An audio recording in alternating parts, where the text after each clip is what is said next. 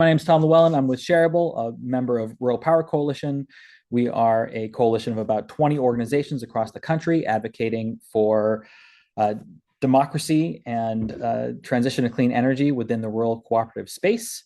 Rural co-ops serve 42 million member owners from coast to coast, covering 56% of the US landmass.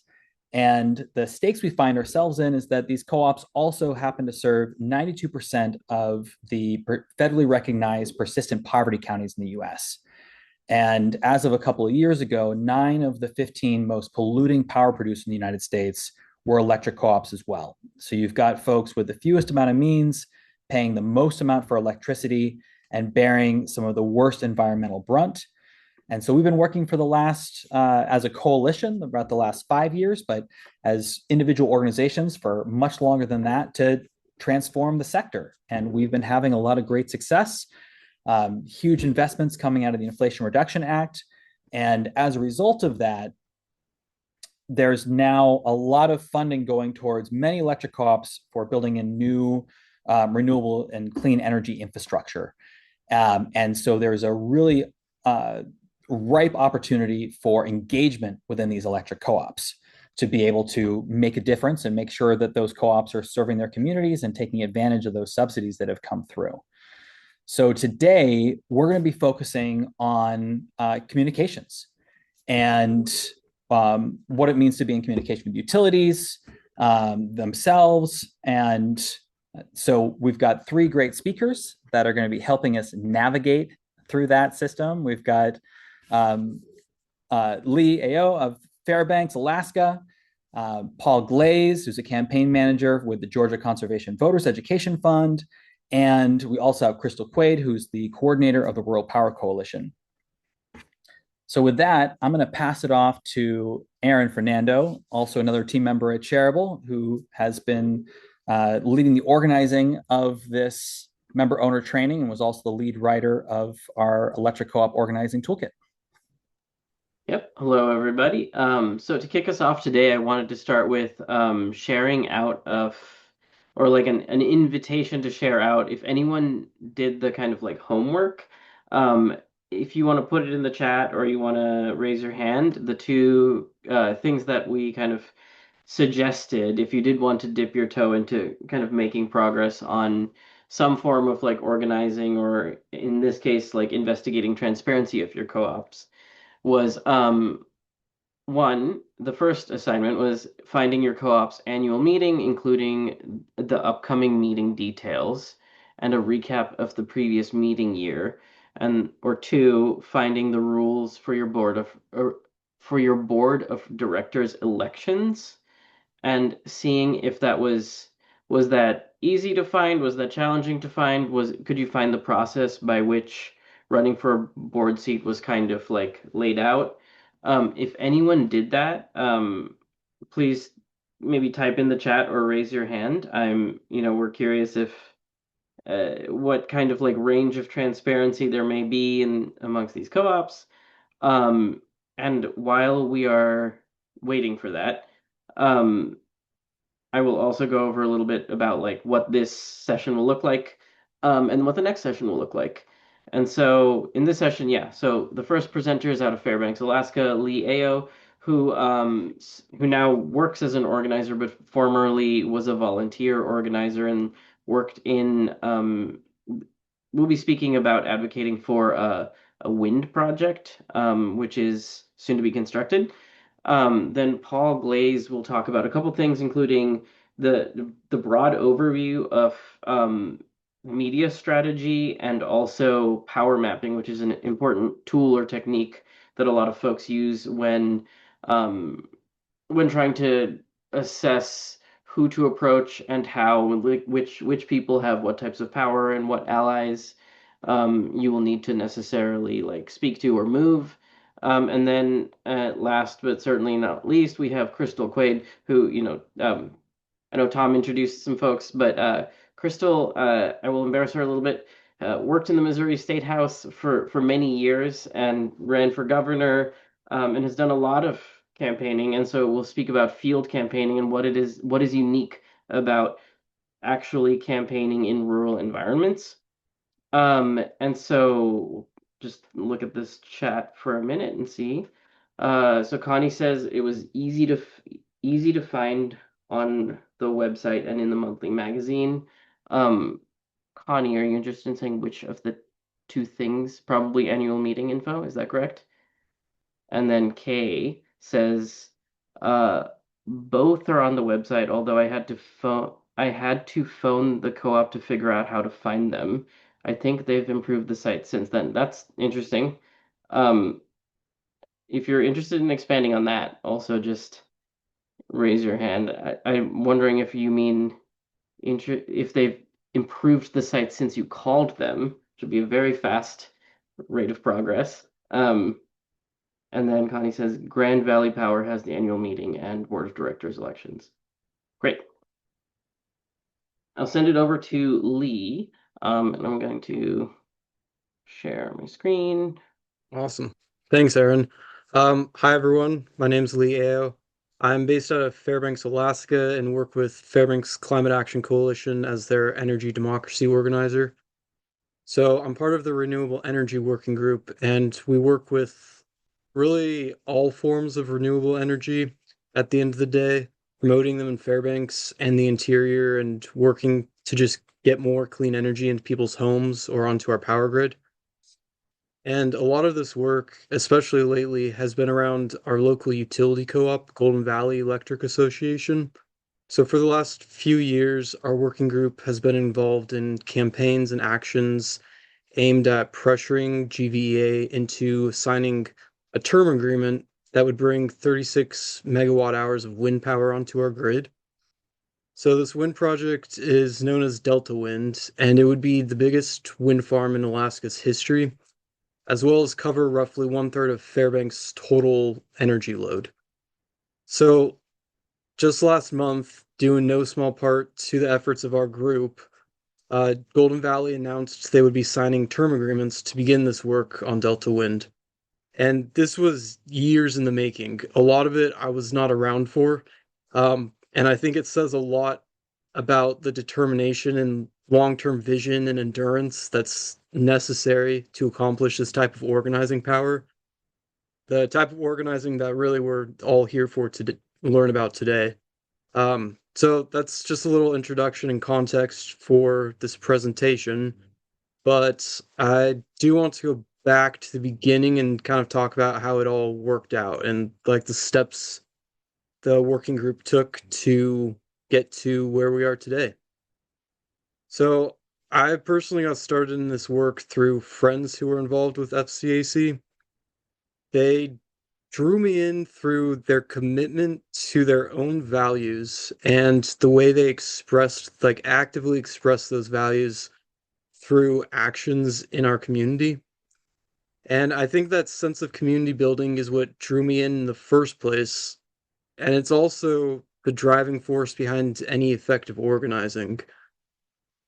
Before I became staff at FCAC, I was involved in various community organizing structures as a volunteer, and I valued that sense of community that it brought. But it wasn't really until I started working at Fairbanks Climate Action that it really hit home how important relationship building is to a movement.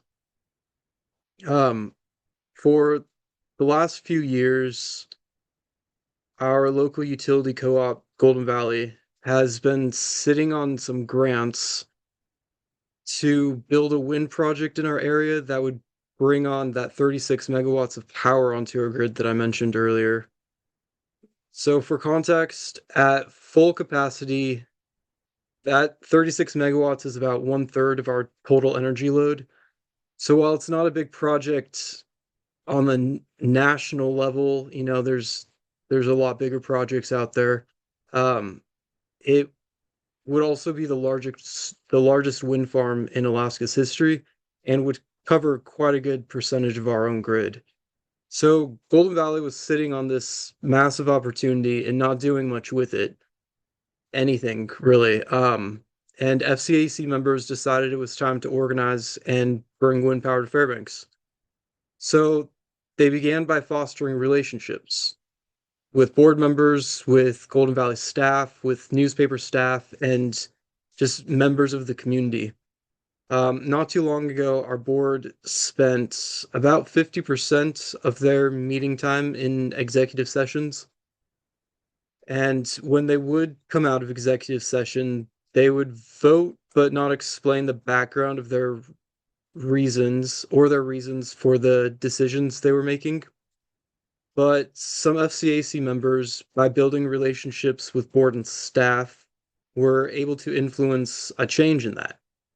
After about a year of consistently talking with board members about the issue, and after a pretty embarrassing public survey on co-op member satisfaction about Golden Valley, the board started really putting in an effort to cut down the time in executive session and to really explain their reasoning behind their actions, as well as give context to what they were talking about in general. Like, they cut down on the abbreviations. They just made a real effort to explain everything quite a lot more. And actually, another FCAC member is here with us tonight who was involved in that directly. And I'm wondering, Mary, do you want to say anything on this? Um, it took quite a few meetings, and we just kept hitting them on transparency and pointing to their poor results in the survey. And I think, and then we got a new director who also felt like he really wanted to turn around the attitude of the community. So he really worked hard at it too. But yeah, it didn't take one or two meetings. It took 5 or 6 or 7 of people mentioning transparency. Awesome. Thanks, Mary. Mm-hmm. So that was the beginning of Golden Valley becoming more transparent, really.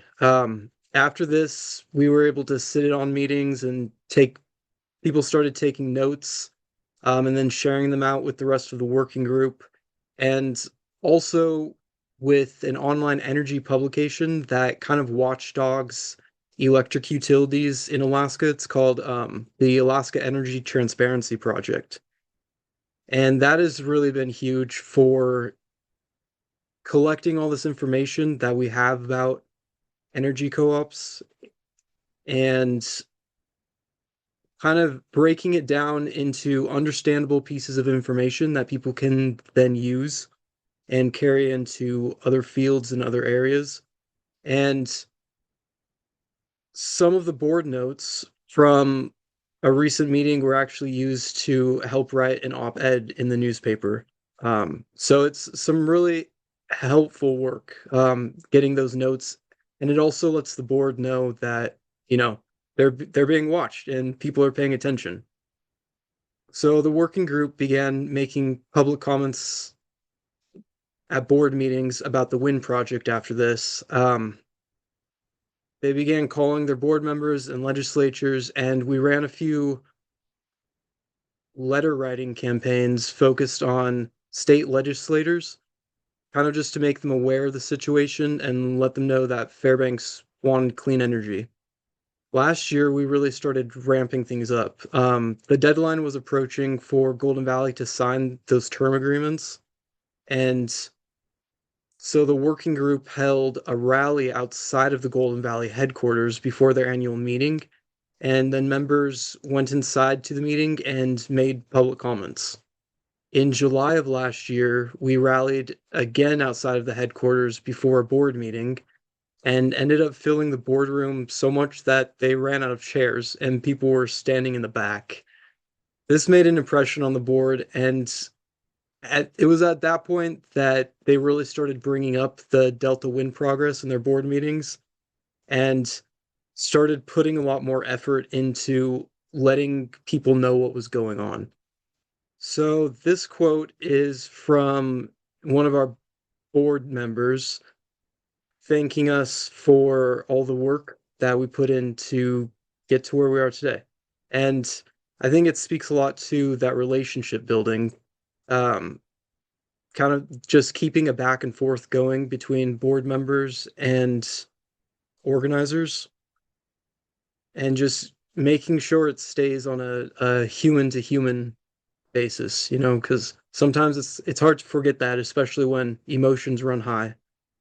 So after this, we began a social media campaign called Don't Let the Lights Go Out. GVA had been warning of rolling blackouts because they weren't producing enough electricity for our grid. So we were able to use this information as a foundation for a really strong argument saying, like, look, you have the money for more energy that would be cheaper and faster to build than building a new coal plant. All you have to do is sign these term agreements. You have the money, you have everything you need, just have to sign. After this, we got on a few radio stations in town to talk about the issue and educate folks on what was going on. And we continued to write letters to the editor and op-eds in the local paper, showing up to board meetings, making public comments at board meetings. And throughout this, the working group members were maintaining and building conversations and relationships with board members. Thanking them for their efforts, encouraging them to do more and move faster. And yeah, we've since gotten thank yous from board members saying that this project wouldn't have moved along like it did without the efforts of FCAC. So it's super encouraging to hear. I'm sure it's encouraging to hear both ways. For the board members to hear that from us and also for us to hear it from them. So after all of this past December, the board voted on and passed unanimously to sign those term agreements for the Delta Wind project. And that was huge. It was years in the making, and it's a really big win for our entire community. And it's not something that could have happened without fostering those relationships as a foundation. If we would have gotten angry and just demanded action from the board without having developed those relationships with them, neither side would have had anything to fall back on when things got tense, and the situation honestly could have easily devolved into something really unhealthy. But because of those relationships, we were able to fall back on that human aspect of this whole process and remember that at the end of the day, we're all humans, even if we feel like we have nothing else in common. And that's all I really have to say. Mary, do you have anything you want to add? No, great job. Yeah, it's the relationships. You walk in and everybody greets you at the board meetings, and that took a while, but I think there's respect. Yeah. So a lot of work, a lot of people. So we actually have a slight delay in one of our presenters, so we're going to actually go to Crystal talking about field. And Crystal's got a lot to say, so we'll go straight over there. Awesome. Thanks, Aaron. And thank you so much, Lee, for all of that. I think a lot of what I have to say, you'll hear that Lee did a lot of this work up in Alaska and implemented some of the things that I have to share with you. As Aaron mentioned, I am the coordinator for the Rural Power Coalition, but in another life, I was also a politician for a very long time, and I come from a lot of campaigning from both the staff side, volunteer side, and a candidate myself. And I live in Missouri, and so I've spent a lot of time in urban and rural, and I really want to talk about tonight with you all what makes rural organizing very different and areas that we should really dive into when you're thinking about field organizing. And I don't know if any of you have been involved in political campaign spaces, but when you hear the word field, what that often means is how are we going to talk to voters to get them to show up for elections? And in this case, we want folks to show up for electric co-op elections. And as you know, a lot of people don't even know that they're members and they have the opportunity to vote and engage. So this conversation looks a little bit different when we're talking about co-ops and particularly in rural places. The big difference that I'm sure all of you know is when you're in an urban environment, when we talk about field and trying to get folks to turn out for an election, we go door to door. You can literally walk from house to house. You knock on the door, you say, hey, I'm here for this election, want to educate you on it, and you can engage them that way. But in rural spaces, it's very different. And it's not because people are less engaged. It's because of things like geography, time, and the culture of how trust is built in this type of engagement.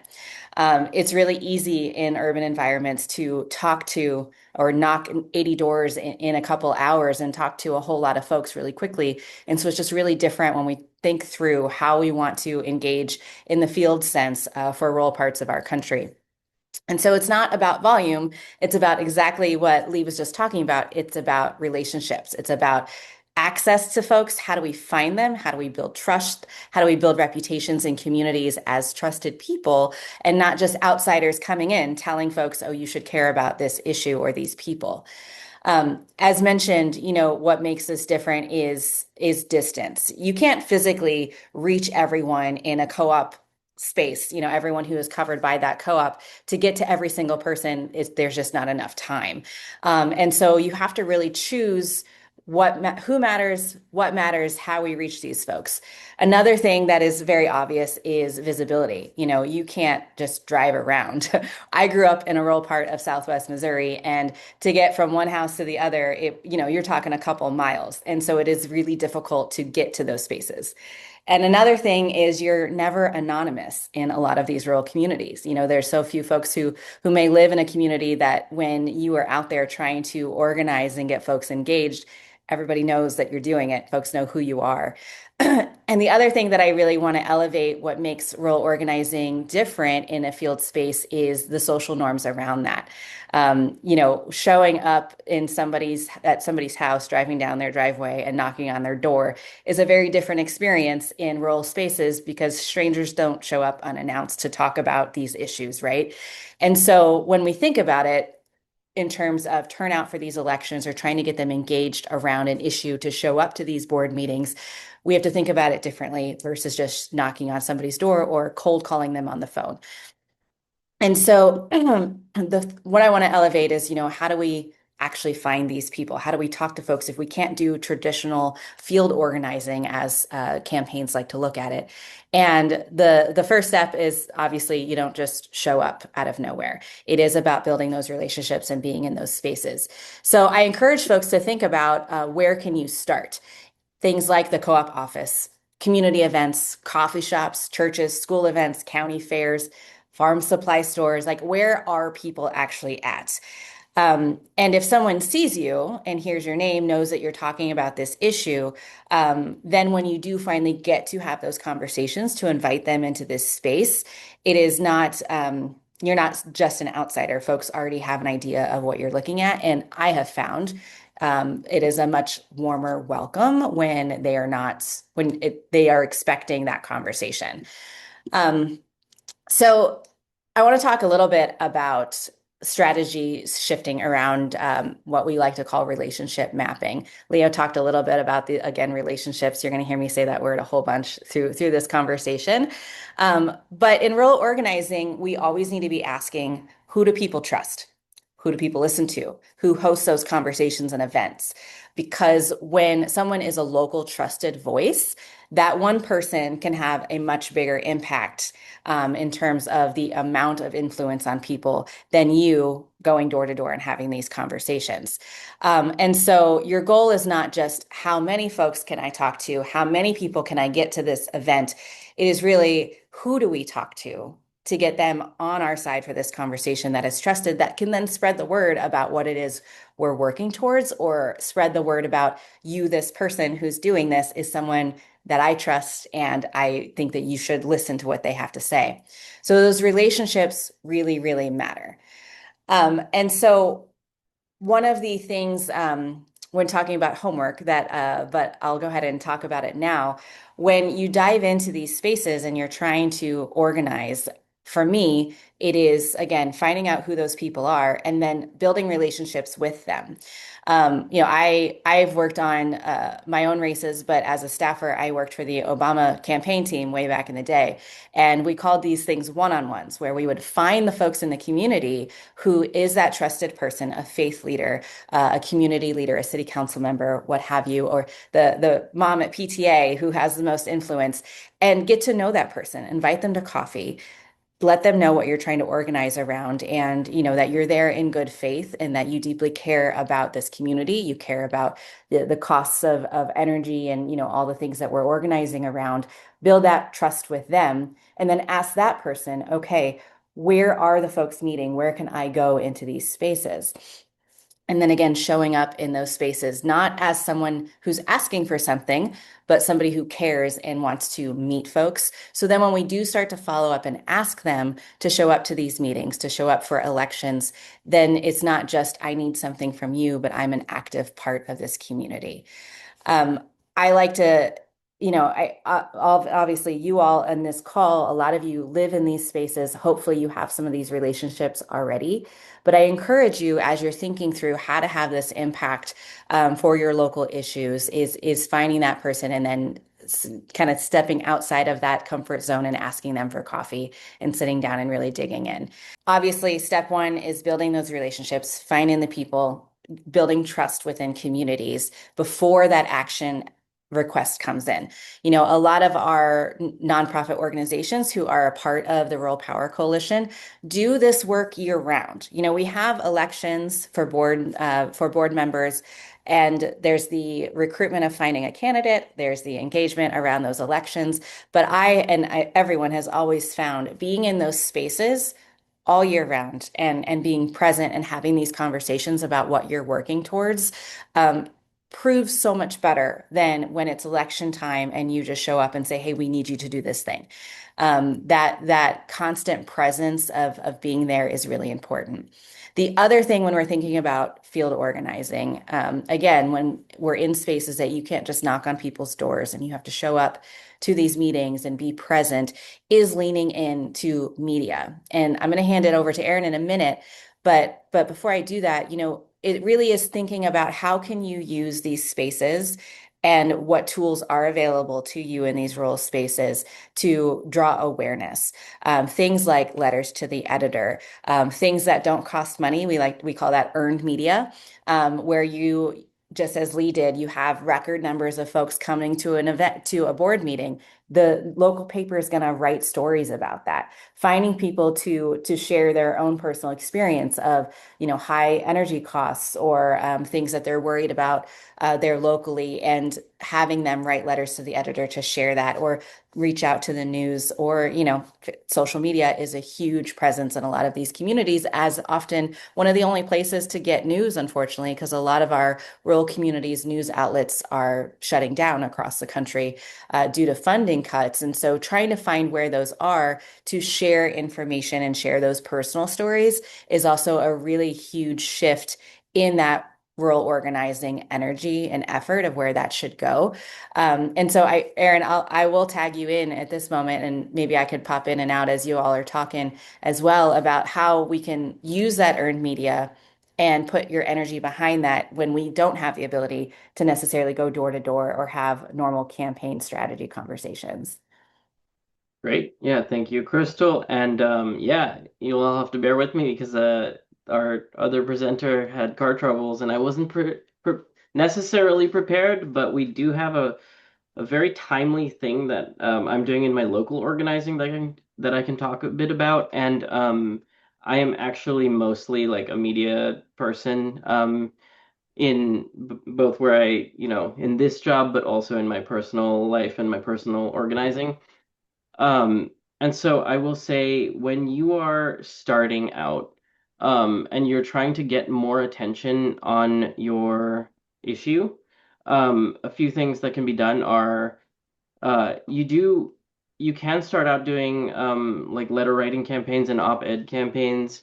It's also uh, for earned media, which is specifically media that you don't have to pay for, as Crystal mentioned. Um, you really have to think about how do journalists work and what do they need? And it's like 2026 and journalism is kind of in a rough state financially. So when you're dealing with journalists, um, they're often pressed for time and they're going to get a lot of press releases that are maybe not relevant. So one thing you can do is just make sure that something is newsworthy when you send it to a journalist and to cultivate a relationship so that when you're actually reaching out to them, they know like, oh, this person I need to pay attention to because they only send me relevant things, right? And that requires a certain level of like judgment and discretion on one's own part to like something that might be really important to you may not actually be newsworthy. And so that becomes kind of a sense that you cultivate over time. Um, and with that said, it's also important to understand that when you're something that is not newsworthy may still be important, and something that is very newsworthy may actually not really be that important. And once you understand how to kind of cross between them, you'll start getting more media attention. And so I'm going to share something that we did, and this article actually came out today. I'll drop it in the chat. One of the organizing projects I'm involved in is kicking out this sort of surveillance network called Flock. And if you scroll through, you'll see that in the images, there's actually like a very large flock costume. And so one of the things we did in order to get media here to the event yesterday, which was a common council meeting, which happens every Wednesday, was we kind of made a little bit of a spectacle, right? Like, so there's a puppet, there's all these signs, we made a loud noise. The fact that there is surveillance that's being misused isn't necessarily newsworthy, but once you make it a spectacle, once you make it kind of entertaining, and once you make it a thing where a journalist can go and actually interview a bunch of people all at once and take some photos, and it becomes an easy article for them, especially if you put out a press release with key pieces of information that they're going to want to draw from, and it just makes their research that much easier, then you're more likely to get coverage. And so that is actually really important because before all of this, I used to do like tenant organizing, and that has a lot to do. There's some similarities with when you're organizing around energy and like energy issues and tenant organizing in that they're both very economic in nature. If there's an economic issue that is happening, if there's economic pain that isn't necessarily newsworthy, and that's kind of sad. That's just the state of affairs. But if you can do something in order to make it more visible, almost make it more of a spectacle, and make it really easy for the journalist to understand, okay, this is how I find people that I can talk to. This is how I can like get all my interviews done basically in like 1 hour. And I'm getting the press release, and it's a story. I'm done for the day, right? Then you can actually get more of that earned media. Um, Also, let's see how much. Okay, I got some minutes. Let's say that's not working. Let's say you have your local news organizations are kind of um, you might be in a news desert and you just don't have it that many or any. What I find quite effective is to there is a lot of reliance on social media, which is fine and it's useful, but usually when I do media for organizations, I think about social media as a kind of dissemination strategy. It's like a way to get your information out. They're the channels. They're not the actual thing, right? And the actual thing I like to house in various places and not usually a website. So by that I mean it's usually a blog or something like Substack. And Substack is basically, it makes it easy for you to maintain both a blog and a newsletter. The reason why that is useful is because it's much more searchable than social media. So if you do something now and then months pass before you do something else, people can still like find what you're up to in that movement if you have it as a blog, if you have it as something like Substack. Um, and so you're able to actually um, like create your own media channels if your local media isn't wanting to cover you and if you don't have the funds to actually like pay for ads or something. And so that's another thing that with this article that I shared, we have a similar thing. There is a blog. And so that is because we are planning on making progress on this over time. So on media strategies as well. Okay, great. Tom shared it. There's a piece Tom actually wrote a while back, which is still really relevant um, and keeps it simple. This is a number of steps that you can look through in order to attain like media coverage and actually be able um, to get attention to your issue, even if it isn't currently being regarded as newsworthy in your locality. I could go on, but there is a really important thing that I do want to cover because it's part of the homework. I don't think Paul is going to be able to make it, so I'm going to pop over to one of his slides here.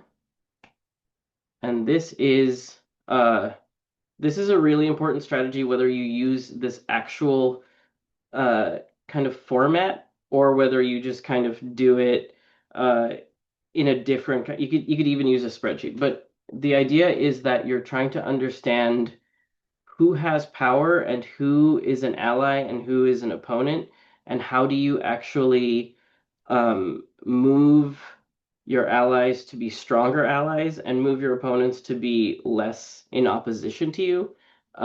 Crystal or Tom, if you have the link to the power mapping tool, can you drop that in the chat?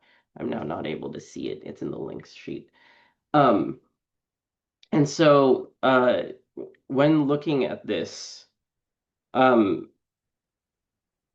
some ways, it can be understood that speaking with and spending your time and your group's time on everyone equally may actually not be the most efficient way of advancing in whatever your goal may be. So, for example, with the thing I'm working on locally, right, the flock cameras. What we do try to do is actually find who is really trusted in the various neighborhoods of, I'm in upstate New York and Ithaca.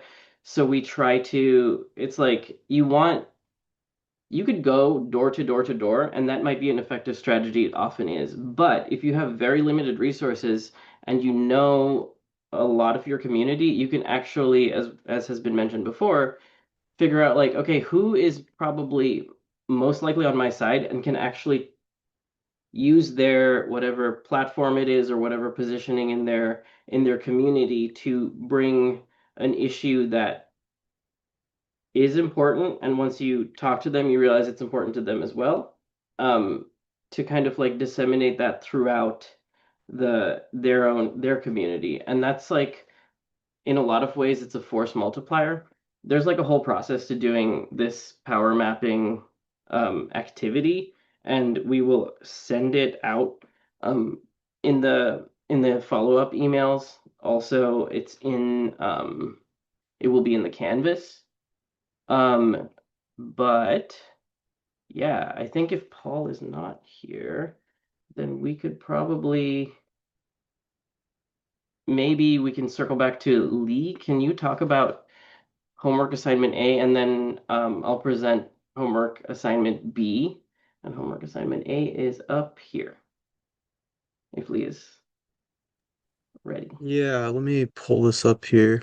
So, identifying one board member or staff member who maybe values aligned with your goals and reach out to them with a direct ask. So, this could be something small like coffee, like Crystal was talking about, just going, grabbing coffee with the board member, seeing what they have to say, just really building those relationships with people. But it could be anybody in the community that you find yourself values aligned with that seems like they have similar goals. If you can't contact a member of the board or staff, yeah, like I was just saying, reach out to a community member who may share your values and ask them to coffee to talk about these things. Relationship building is really the foundation of organizing. It's bringing communities together to accomplish a shared vision. Hey, Aaron, assignment. since we've got a minute, how about wondering if anybody who's on the call right now has participated, has done this, has experience finding building alignment with a staff member or a board member at your co-op, or if you have attempted this already and have been unsuccessful. Interested in hearing those stories as well. And so if anybody would want to either, you can type an answer to that in the chat, or if you want to raise your hand, we'll bring you off of mute. You can go ahead and turn on your video. So thank you, Mary, for jumping on. Okay, let's see if I'm up there or not. So I asked the board member from our district and for coffee, and we had a really good time. We actually spent 2.5 hours, did the chit chat about our background. Alaskans always like to know backgrounds, how long you've been around, etc. And then I went in with an agenda, which was transparency in executive session. Why? And I went through the last board meeting, and went to every point that was in the executive session and asked him to explain to me why it had to be an executive session. And I learned a lot. And then, he learned some from me, but it was really productive. I really appreciated the time. And the one thing I was able to do is I have several of the board members' personal emails, so that if I need to say something to them that I don't want it to be public record in the board meeting, they were fine doing it that way. So that was pretty important. Great, thanks, Mary. And Alan, you want to come in and come off of mute and say something? Yeah, thank you, Aaron. You hearing me okay? We are. Okay, good. Yeah, I'm the former electric co-op employee for 35 and a half years. And so I follow my co-op's board meetings almost every month on Zoom. And I can make contact with anybody there that I want to.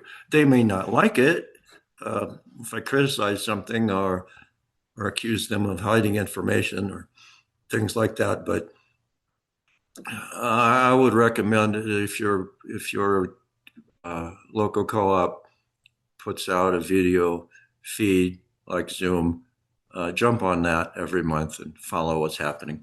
And Tony, thanks for putting that in the chat. We've been attending board meetings and discussing issues with board meetings, but it seems we get stifled by staff stepping in and opaquely answering questions and influencing board decisions. So having some frustration with that. Wondering if any of our either our speakers or anybody that's actually in the group, we've got a number of people that are member owners that maybe have gone through some of this work beforehand. Have you experienced the same issue of having kind of conflicting information going between board members and staff, and how to kind of navigate those differences when, generally staff members have a lot more influence over the board than a member owner might be? I'm happy to jump in, Tom, unless somebody else wants to add. Pause for just a second. Yeah, go for it, Crystal. Yeah, cool. And if anybody else wants to jump in, just raise your hand. Yeah, please do. Afterwards. I mean, I think it's very common, unfortunately, that you will often have staff members jump in front of elected officials because sometimes elected officials say the wrong thing. And oftentimes staff, unfortunately, know more, depending on what situation we're talking about, right? And I like to think of them oftentimes as gatekeepers. And it sounds like, Tony, that's exactly what's been happening here. And so I always encourage folks, especially even when I was an elected official myself, to try to get me one-on-one without the staff. And so that could be that coffee or trying to schedule a meeting with them. That might be difficult, so we can talk around best practices to try to make that happen. But my suggestion is, if you're getting stonewalled at those meetings, is to try to get that one of the board members outside of the staff in a public space, so that you can have a more robust conversation. I've always found you're going to build better relationships, but also get more answers to your questions, or be able to influence a conversation more over coffee, where you might have an hour versus the 3 minutes that you get in front of a board, right? And I think that works for all elected officials on every level. So I would encourage you to try to pull them outside of that space. Thanks, Crystal. And since we've been talking about this, we've had Paul Glaze come in. Our other speaker that was having a hard time making it here on time had a little bit of car trouble. Paul, welcome. Yeah, and I appreciate everybody's patience. And I'm sorry, I was really looking forward to this, and then I ended up having to push a car half a mile up a hill, and this is about as quick as I could get here. So I apologize for that. But the three things that are on this slide, I think, are probably the most important. These are research-backed truths about messaging in rural areas. So one is, especially if you may be someone that comes from further left in the political spectrum, it can feel daunting to talk to maybe a majority conservative community. But people are always proud of where they live. And that actually works whether or not they're proud because it's awesome or whether or not they're proud because they survived it, right? And no matter what your experience of a place is, people still are proud of where they're from most of the time. And so, if you are in Gainesville, Georgia, then you should be, your messages should be about supporting Gainesville, right? About this is Gainesville, this is not what Gainesville stands for, or we want Gainesville to be a place where everyone feels those kind of message frames resonate and work, and they are critical to success in rural areas. The second thing is, you can call it keeping it real, but the truth is, everyone is economically struggling, and you should absolutely take that for granted whenever you are messaging or talking to everyone, or putting communications out there. Because whether or not it's relative to what they think they should be doing, or whether or not it's just factual and objective, it's always true. Some rural places maybe have a higher retiree population, in which case, I don't know if, my experience is that retiree communities tend to be even more budget conscious than maybe some other folks are. So again, always, when we talk about affordability, it's not about the affordability part so much. It's about everyone in this country understands that how much money you have in the bank is a pretty good determiner of how your quality of life and how long your life is going to be. So you don't have to necessarily say those things, right? But if you are speaking to people like we all know that that is the case, then you're going to resonate. And the last thing is, and if you want to look this up, if you're a communications nerd and you're interested, it's called race class narrative. But naming shared values and specific communities in your area is always good. And by that I mean the most research-backed way. And I got your note, Aaron. I got you. The most research-backed way to build coalition with folks when you are putting out your message and telling your story is to name the communities in your area and name the shared values they have. So you hit everyone and recognize them specifically, but you also acknowledge that we are all in this together, right? So, kind of the stereotypical version is, whether you are Latino or white, whether you're a man or a woman, we all just want to live in a community where we can thrive, where our kids can play without fear of smog or environmental pollutions or whatever your issue is, right? You can kind of insert that at the end, but naming people specifically, community specifically, and then that shared value that brings people together, it can feel a little all lives mattery sometimes, but it is the way to go, and that has been borne out over and over. So those are again just three top level things, and I appreciate your patience. I know that Aaron talked about the power mapping kind of tool, and kind of the top lines of that. What's really great about power mapping is that it helps you tell your story. I call it the here, us, now, which is the story of here, the story of us, and the story of now. So here is where you are, and you want to know the people in your area, what happened, how'd you get here, how did this community get here? Those things history still impacts us. Where are we? Gainesville, Georgia, like I mentioned earlier, is one of the biggest poultry producers in the world. And that alone actually contains the seeds of everything else you need to know about Gainesville. Us is who we are. That's the community members over there.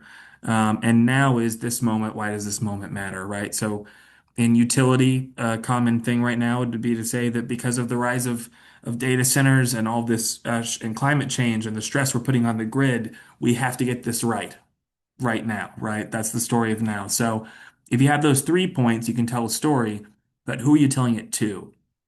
That's where the power mapping comes in. So with this last couple minutes, my assignment, your mission, should you choose to accept it, is to take on a sheet of paper, make a coordinate plane, and up is more influential and down is less influential, and left is more aligned and right is less aligned, or vice versa. Whichever directions you want. And I want you to make a list of 10 people that are involved in your community or in your work, or that you've seen at one of your coalition meetings, or at your cooperative, or that you've heard references before. You make a list of 10 people and you plot them on that coordinate plane. And from that, you can see, are you mostly with allies? And if you're mostly with allies, then do you really know who's against you? That tells you what your real homework is. And the thing you can do is that if everyone does this in your area or in your group, you've got 3 or 4 people that you talk about this with every month or two, whatever. If all 4 of you do that and you compare and you combine your grids, then now you've got to start to get a sense of the network, right? Um, so it's really useful for analyzing holes in your network, but it's also useful for showing, okay, if our only real point of influence that we have a connection to right now is this person up here, who's got the best relationship and or what do they care about, becomes more important and helps you prioritize when you're reaching out to folks. And or, as I think one of the other presenters mentioned earlier, helps you target your communications. Because one thing that I know in media work, and I have done media work with every outlet that has reported on this issue, um, it doesn't matter how big it is if the person that you need to read it doesn't read it or doesn't watch it. Um, and someone at the barbecue, at your local community event that's not media at all, can be a lot more impactful than getting CNN there with a camera. And so it really is like you need to start with the people you have to reach, or the person you're trying to get on your side, and to think about what they would like and work backwards from there, not just what can I grab that's the shiniest object right now.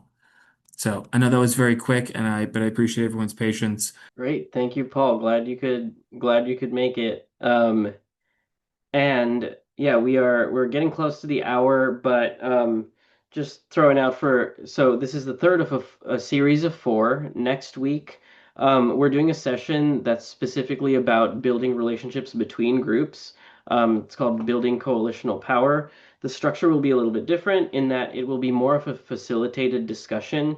If you were able to attend the first office hours, that was much more the kind of participants, the not RPC folks, like being able to set the stage for what we were talking about.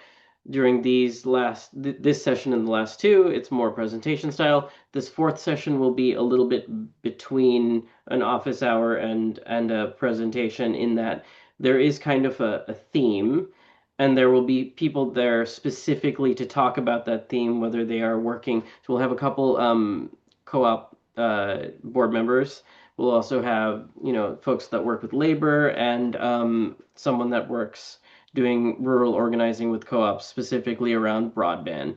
And so we will talk about how do you actually get to kind of engage with groups in that kind of like trust building way that builds power, that can be like exercised over time for especially more like bigger campaigns, more ambitious campaigns, but also like for multiple campaigns. And so that will be facilitated by Deborah Opie of GCV Education Fund, which Paul also works for. And so, yes, we hope to see you there. Tom put a link in the chat for Canvas. There's a lot of materials. Actually, I haven't been sharing all of them because there's so many. But if you are really into getting all the materials and really having this as a course that you can draw from if and when you want to like really dive into organizing around energy issues, then please sign up for the Canvas, and that will be a resource that's available to you, or a set of resources. All right, yeah, I think we'll call it a session. Just 2 minutes over, and thanks again everybody for showing up to this one, and we look forward to seeing you next week. Stay tuned. We'll send out an email, as we said, with the recording as soon as possible, and the transcript most likely coming on Monday.